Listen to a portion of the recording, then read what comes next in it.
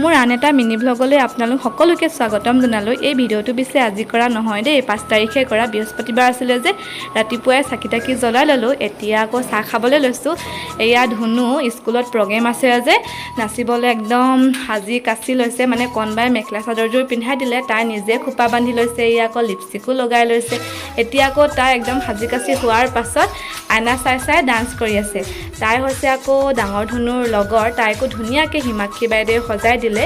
এয়া সাজি কাচি হোৱাৰ পাছত ফটো মাৰোঁ বুলি প'ষ্ট দিবলৈ লৈছে তাই।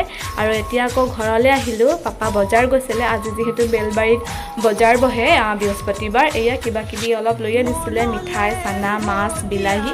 এতিয়া আকৌ মই ভাত খাবলৈ লৈছোঁ, দাইল, কচু আলু, এয়া জ্বলা চানা, আজি চব্জি নাই লোৱা। আৰু এতিয়া 2টামান বাজিব হ'ল, আকৌ ফুচকা খাবলৈ লৈছোঁ। বৌয়ে মই ফুচকা খালোঁ দেই। চানৰ আকৌ চকুৰ ওচৰতে গুটি এটা ওলাইছে। ত' যি কি নহওক